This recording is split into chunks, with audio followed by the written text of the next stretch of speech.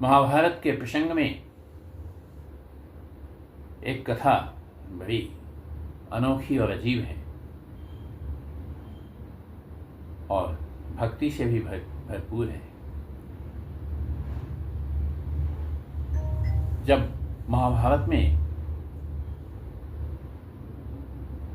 दुर्योधन और युधिष्ठिर जुआ खेल रहे थे, युधिष्ठिर अपना सब कुछ हार गए और उसके बाद 13 वर्ष का वनवास और 1 वर्ष का उसमें अज्ञातवास सन्निहित था, अर्थात 12 वर्ष का वनवास था और 1 वर्ष का अज्ञातवास था। अज्ञातवास में ऐसा विधान था, अगर उसमें पांडवों को पहचान लिया जाए दुर्योधन की तरफ से, तो फिर से यही क्रम चलेगा, 12 वर्ष वनवास और 1 वर्ष अज्ञातवास। वैसे अभी वनवास का समय था, तो पांडव लोग वनवास में दिन गुजार रहे थे। कभी भिक्षाटन से कुछ मिल जाता, नहीं मिलता, तो जैसे तैसे भूखे प्यासे रह रहे थे। द्रौपदी ने भूख से आतुर होकर सूर्यदेव की बड़ी प्रार्थना की और व्रत किया, जिसके प्रभाव से सूर्यदेव प्रसन्न होकर द्रौपदी को एक पात्र दिया। उस पात्र का ऐसा प्रभाव था, उस पात्र में खाना बनाने से द्रौपदी जितने व्यक्तियों को खिलाएगी वह घटेगा नहीं, लेकिन द्रौपदी के खा लेने के बाद उस पात्र का अहमियत जो है उतना नहीं रह जाता था। फिर भी बर्तन धोने के बाद ही उसका माने खत्म होता था प्रभाव। अब इधर ये दुर्योधन जो है वह हमेशा इस फिराक में रहता था कि कैसे पांडवों को तंग किया जाए और पांडवों का विनाश कर दिया जाए, जिससे उसके शत्रु हमेशा के लिए समाप्त हो जाए। इसलिए वह एक से एक कुटिल चाल चलते रहता था। एक बार की बात है, दुर्वासा ऋषि 10,000 शिष्यों के साथ दुर्योधन के यहाँ पहुंचे। महाराज धृतराष्ट्र तो अंधे थे, इसलिए सब काम दुर्योधन ही करता था और दुर्योधन ने बड़े आदर भाव से उनका पूजन किया, दुर्वासा ऋषि को प्रसन्न किया, बड़ा स्वागत सत्कार किया, खूब खाना पीना खिलाया, सेवा किया। तो जब चलने लगे दुर्वासा जी, तो कहे तुम कुछ मांग लो, दुर्योधन से बोले। तो दुर्योधन ने कहा, मन में कितनी कटुता है भीतर से, कहते हे प्रभु, आप तो बहुत बड़े महात्मा हैं, हमें तो आपके सेवा का पुण्य मिला। हमारे भाई पांडव जो हैं वो बड़े धर्मात्मा हैं, कम से कम एक दिन उनके यहाँ भी आप आतिथ्य स्वीकार कीजिए। ये थी तो बड़ी कुटिल चाल। जब 10,000 विद्यार्थी के साथ जब ये पहुँचेंगे तब भिखमंगा जो युधिष्ठिर है वो खिला नहीं पाएगा और ये श्राप दे देंगे। दुर्वासा का श्राप तो विश्वविख्यात था और जो कह दिया तो कह दिया। फिर तो सोचा जो बड़े सुंदर तरीके से मैं इसको पांडवों को नष्ट ही कर डालूंगा।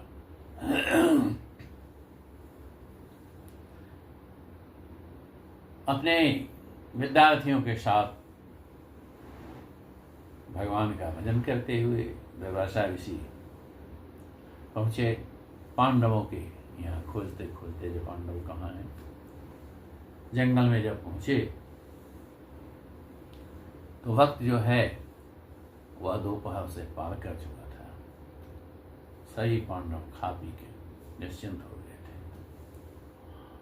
और द्रौपदी भी खाना खा ली थी। ठीक उसी समय दुर्वासा ऋषि द्वार पर दस्तक देते हैं और जब युधिष्ठिर निकल के आते हैं तो देखते हैं जो दुर्वासा ऋषि हैं उन्होंने साष्टांग दंडवत किया, प्रणाम किया और पूछा, प्रभु आपकी क्या सेवा करें? बोले जो हम बहुत दूर से आ रहे हैं, भूख लगी है, हमारे विद्यार्थी भी भूखे हैं, हमें खाना चाहिए। अब युधिष्ठिर को कुछ समझ में तो आया नहीं, कुछ है तो है नहीं घर में। उन्होंने कह दिया, ठीक है महाराज, आप बगल में नदी है, स्नान करके आइए, शुद्ध शौच निवेद करके हम खाना का प्रबंध करते हैं। कहने को तो कह दिया। अब वो गए नहाने के लिए। अब इधर द्रौपदी को कहा जो ऐसी बात है। द्रौपदी ने कहा जो मेरे पास तो कुछ है ही नहीं, हम खाना क्या बनाएंगे। अब द्रौपदी जो है वही चिंता में पड़ गई, जानी जो कि ये दुर्वासा ऋषि तो बड़े क्रोधी हैं और क्रोध करके कहीं श्राप देंगे तो सारा विनाश हो जाएगा। अब लगी कृष्ण को पुकारने, भगवान कृष्ण, हे कन्हैया आओ, एक बार तो तुमने मेरी लाज बचाई, अब क्या होगा? अब तो श्राप से सब पांडव मारे जाएंगे। अब खूब जोर से पुकारने लगी कन्हैया को। तो प्रबल प्रेम के पाले पड़कर प्रभु को नियम बदलते देखा, अपना मान टले टल जाए, जन का मान न टलते देखा। तो दिल से पुकारी कन्हैया को तो कन्हैया द्वार पर आके खड़े हो गए और खड़े होने के साथ साथ कहते हैं, अरे बड़ी जोर की भूख लगी है, भूख से जान निकला जा रहा है, कुछ है तो खिलाओ, कुछ है तो खिलाओ, मैं भूखे प्यासे मर रहा हूं, कुछ है तो खिलाओ। अब द्रौपदी को हंसी आ गई, कई बार वाह कन्हैया, हम तुमको इसीलिए बुलाए हैं, पुकार रहे हैं जो हमारे ऊपर आफत आ गई है, कुछ खाना है नहीं घर में, और तुम कहते हो जो हम भूखे हैं, अब मैं क्या करूं, हमारे साथ बड़ा मुसीबत है। कहा जो देखो ना, थोड़ा भी लगा हुआ होगा कुछ तो हम उसे भी पानी पी के थोड़ा संतुष्टि कर लेंगे। कहा जो कुछ भी नहीं है। कहा जो नहीं, खोज के देखो ना, कुछ तो कुछ बचा होगा उसमें। तो अन्न का दाना जो है, साग का एक टुकड़ा, उसमें बचा हुआ था, साग का टुकड़ा, बर्तन नहीं धोया नहीं गया था, साग का टुकड़ा बचा हुआ था। तो एक पत्तल में लेकर के द्रौपदी ने वही साग का टुकड़ा दिया है और एक गिलास पानी पिलाया दिया। प्रेम से अर्पण किया है, इसलिए प्रेम की क्या शक्ति है, यह कृष्ण दिखला रहे हैं। एक अन्न का दाना का क्या कीमत है, भगवान ने उसको ग्रहण किया है, पानी पिया है और नकार लिया है, वो तृप्त हो गए। भगवान भाव के भूखे हैं, भाव से एक साग का टुकड़ा द्रौपदी ने दिया, लेकिन इस साग के टुकड़े में प्रेम है, छलक रहा है, प्रेम से संतुष्टि मिली है और वो संतुष्ट हो गए। और जब जनार्दन संतुष्ट हो गया, पूरे विश्व को जो खिलाता है, जो विश्वम्भर है, पूरे विश्व का पेट भरने वाला है, उसका पेट भर गया। जब उसका पेट भर गया तो पूरे विश्व का पेट भर गया। जब पूरे विश्व का ही पेट भर गया तो दुर्वासा ऋषि का भी पेट भर गया। अब दुर्वासा ऋषि जब नहा के निकल रहे हैं तो देख रहे हैं पेट तो भरा हुआ है और हमने तो कह दिया पांडवों को हम आए खाना खाने के लिए। जैसे ही उधर पैर बढ़ाते हैं कि पेट फूलने लगा। दुर्वासा जी को समझ में आ गई बात, समझ गए यहाँ कोई भगवान की लीला है। सब विद्यार्थियों के पेट भरे हुए नजर आए, तब सबको ढकार आने लगा, ध्वनि ढकार जिस तरह से अनपच का ढकार आने लगा। दुर्वासा ऋषि ने स्मरण किया,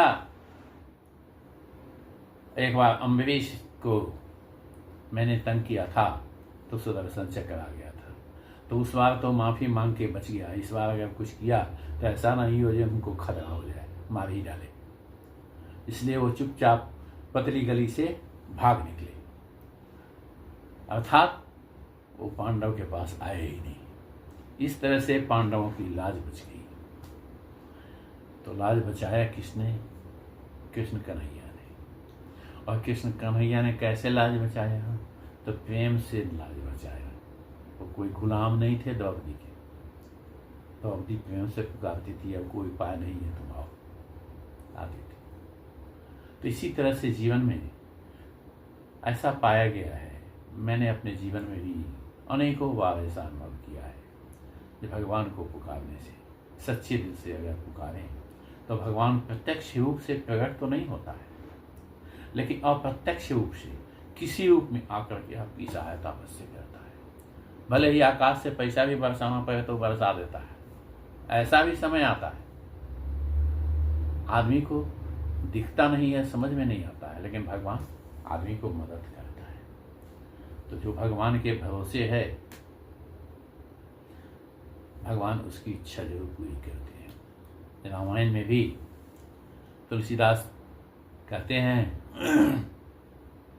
भगवान श्री राम मुनि को कह रहे हैं, अरे सुनो मुनि तो ही कहूँ शहरोषा, अब भजहि जे मोहि तजी सकल भरोसा, करऊँ सदा तिन कर रखवारे, जिमि बालक पालई महतारी।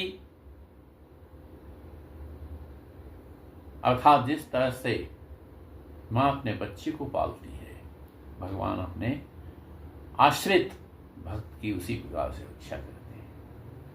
आप जो मांगोगे वहां मिलेगा। शर्त है जो निष्कपट होगी, निराश्रय होगी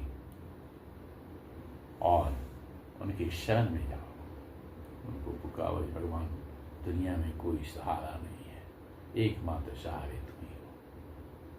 भगवान जरूर रक्षा करेगा। अगर दिल से 100% आवाज निकलती है तो तुरंत ही वहां पहुंचती है। जय श्री राम, जय श्री कृष्ण।